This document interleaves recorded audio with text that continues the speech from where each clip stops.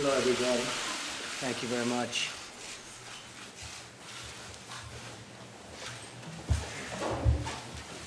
It's great to have you at the White House. And I just wanted to pass on word that Otto Warmbier has just passed away. He spent a year and a half in North Korea. A lot of bad things happened, but at least we got him home to be with his parents, where they were so happy to see him, even though he was in very tough condition, but he just passed away a little while ago. It's a brutal regime, and we'll be able to handle it. But I want to thank you all for being here, special people. I'm really thrilled to welcome many of you for the first time, and certainly the first time meeting as the American Technology Council. We're joined by an incredible group of leaders on the absolute cutting edge of innovation, including many CEOs from the world's most successful businesses. We have approximately $3.5 trillion of market value in this room, but that's almost the exact number that we've created since my election. In fact, I think we have you beat by a little bit, which is a pretty good number, but I congratulate you all. Done an amazing job. Thank you for lending your time and your talent to the American people. A lot of ideas have come out of the room today, and a lot of ideas will over the next short period of time. I also want to welcome Secretary Mnuchin, Secretary Kelly, Administrator Verma, and my budget director, Mick Mulvaney. Thank you all. Doing a great job. I want to thank Jared and Chris Liddell, for assembling such a spectacular group of people. They're working very, very hard. I want to thank Ivanka for working so hard on it. It's a real passion. Our goal is to lead a sweeping transformation of the federal government's technology that will deliver dramatically better services for citizens, stronger protection from cyber attacks, which we were just discussing in the Oval Office with a little bit smaller group. That's a big problem. There's no question about it. We're going to be working on it. We're going to solve the problem. And up to $1 trillion in savings for taxpayers over the next 10 years, over $1 trillion. We're embracing big change, bold thinking, and outsider perspectives to transform government and make it the way it should be, and at far less cost. My administration's already taken very historic steps to modernize critical IT systems and make government more transparent. As an example, you're seeing what we're doing with the airports, with all of the billions and billions of dollars that have been spent on planes flying all in the wrong directions. We're getting a change. They spent many billions of dollars, and we are getting that whole system fixed. Money wasted over the last 6 or 7 years, billions. VA Secretary Shulkin recently announced that we're upgrading technology to allow the seamless transfer of veterans' medical records from the Defense Department, which has been a huge problem for decades and decades for our great veterans. We'll have it fixed very soon, but it's been a problem for many, many decades. Across government, we're fixing problems in months that others have not fixed in many, many years. And we're just getting started. 50 years ago, our government drove the innovation that inspired the world and put Americans on the moon. Today, many of our agencies rely on painfully outdated technology. And yet we have the greatest people in technology that the world has ever seen right here with us in this room. And most of them are just nodding as I say that. They're actually agreeing with me, which that's interesting, Eric, right? Government needs to catch up with the technology revolution. We're going to change that with the help of great American businesses like the people assembled. The businesses represented here today employ hundreds of thousands of American workers. Your innovation has shaped the modern world and created millions of jobs. America should be the global leader in government technology just as we are in every other aspect, and we are going to start our big edge again in technology, such an important industry. I view it from the standpoint of jobs and other things. You view it somewhat differently, but we're all in the same ballpark. It's so important, so important. My administration is embracing a new spirit of innovation that will make life better for all Americans. And when it comes to what we're here for today, American technology, we're working very diligently with everybody, including Congress, on immigration so that you can get the people you want in your companies. And it's been a tremendous problem that you've had over the past long period of time. So we're working very hard on that, and we'll be able to solve that problem. I want to thank everyone in the room for lending your time again. And what I'd like to do is maybe just go around the room briefly and just introduce yourself and perhaps the name of your company. We won't go with too many long speeches, but we'll maybe just, we'll start with our wonderful, great genius from Microsoft who has done one hell of a job. Congratulations on the job you've done. Go ahead. Thank you, Mr. President. Thanks for the opportunity today to spend the time, both learn and contribute, I think, to what is one of the most important dialogues, which is about modernizing our government with the latest technology, and so that the people of America can benefit from it. So I think the first thing I took away is how important an agenda it is to modernize technology. The second thing, I think, is for us to do our best work as an industry and in collaboration with the government to skill the people of the United States for the jobs of the future. Technology will play a role both in creation of the jobs and the skills. And then lastly, I would say that we also need to increase American competitiveness. And the two things that the government can and has done is spending in big research. After all the technology that we have today is because it started, in fact, in the government and the research institutions you funded, as well as the enlightened immigration policy. Of course, I'm a beneficiary of that, and I hope that we continue to be able to sort of really make sure that the American competitiveness is what helps us set policy for it. Well, thank you, Satya, and perhaps we could keep it a little shorter than that, folks. Otherwise, we might be here for a long time. Anyway, Jeff. All right, I will be short. I think, when we met before in December, I encouraged this administration that you could be the innovation administration. I'd like to see that kind of thinking continue. I applaud the formation of the Innovation Council and thank Jared for doing that. Just a couple of things that you could certainly focus on. One would be using commercial technologies wherever possible. I think you guys are already headed that way, but to leverage those will save taxpayers a lot of money. The second one is to continue to work hard on figuring out ways to retrain and upskill workers all over the U.S. We have a program at Amazon called Career Choice that's been doing that. We've already got 10,000 people in the program. Ivanka knows about this program.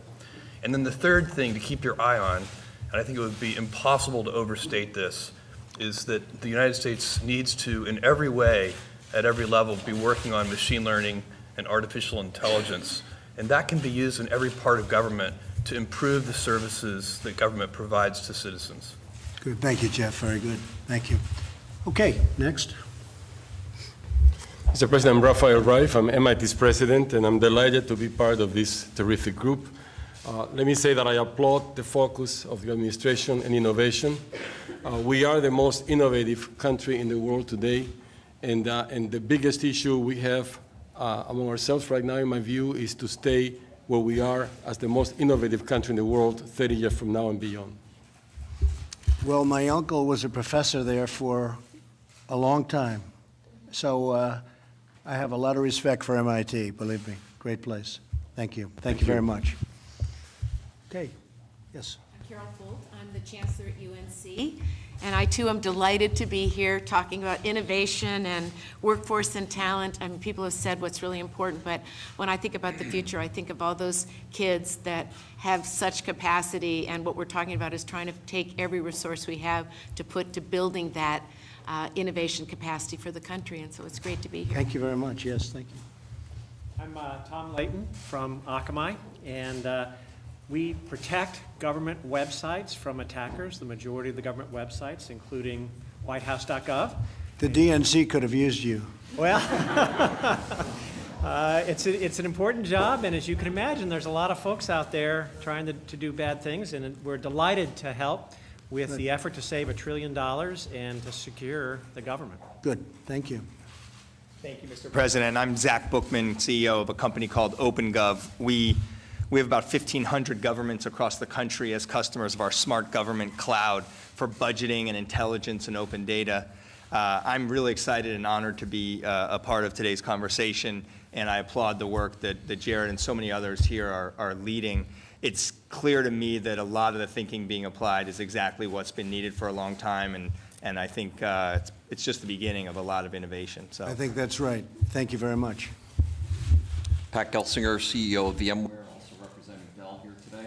And we're some 70+% of government workloads run in the VMware software today, so we're thrilled to be able to be in that role today. But more importantly, moving it forward to the cloud, we think is critical. This potential in cyber and really putting in place cyber hygiene.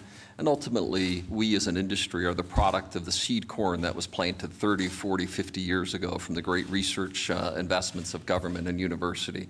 And we deeply believe that we need to be planting those seed corns for our children and grandchildren. Great, thank you. So, Mr. President, Steve Mollenkopf, CEO of Qualcomm. We thank you for the opportunity to contribute today. I would say our company works a lot on creating the base technology that allows big transitions to exist in cellular technologies. And we're very excited about the upcoming 5G transition. It's going to be a big job creator worldwide. And I think it's important that the U.S. stays competitive, and we applaud the direction that the administration is taking. Thank you very much. Mr. President, my name's John Doerr, chairman of Kleiner Perkins and of a startup company called Nuna. And Jeff would say that your administration will be the innovation administration.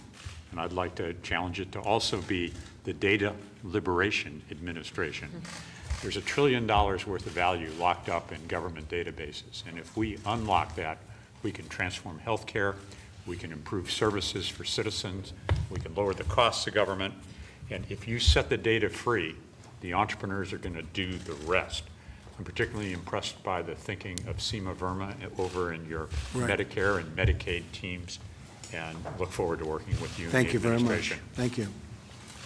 I'm Michael Drake, president of The Ohio State University. Glad to be here today and very happy to participate in this conversation. You know, we try to enable and empower and inspire young people to make a difference, and being able to partner with our colleagues here around the table and with the government to do that in a better way is something that we're very excited about. Thank you very much. I'm Ajay Banga, the CEO of MasterCard, and thank you for having us, Mr. President. I think in addition to what technology and the Internet of Things is going to do for all of us as an opportunity, side by side comes a tremendous responsibility on cybersecurity. And I think working that the right way with the right public-private partnerships, but also working it where the weakest link, which is small merchants and the individual consumer, get the right level of safety that they demand from us is really important. And I think the level of engagement in that dialogue today was very, very interesting. Thank you very much. Thank you. Mr. President, Ginny Rometty from IBM. And, you know, I've had the pleasure of being in a number, and the honor of being in a number of these sessions. And I think it's worth noting that the efforts around workforce development, around cybersecurity, around modernization, while they're difficult, in this short time, there has been progress already made. And so I would really say on behalf of both, you know, Ivanka and Jared and Chris and Reed, those of us who've been in it from the beginning, I can already see, and actions have been taken. So while these are difficult problems, I would just encourage us to keep going, because I actually can see the change happening already. So I think this is a good sign of progress. Thank you, Jenny. Yeah. Thank you very much. Mr. President, thanks to Jared and Ivanka for sort of driving this so hard. I'm absolutely convinced that during your administration, there's going to be a huge explosion in new opportunities because of the platforms that are getting built in our industry. Those will create huge, very large new business opportunities for which we entrepreneurs, technical talent, immigration, and so forth that you understand. It can drive America very, very positively forward, and it's going to happen soon during your leadership. We will, Eric. Peter? Mr. President, I'm Peter Thiel. I'm a venture capitalist in Silicon Valley. Very honored to be here today with all these terrific people. I think that the tech industry is an industry that is doing well in America, and we need to sort of make it do even better and give it the support, the regulatory support, in all sorts of different ways. And I think your administration's off to a terrific start in doing these things. Thank you, Peter. Thank you for your help. Appreciate it. Mr. President, I'm Shantanu Narayan. I'm CEO of Adobe. We're the company that's best known for Photoshop and PDS.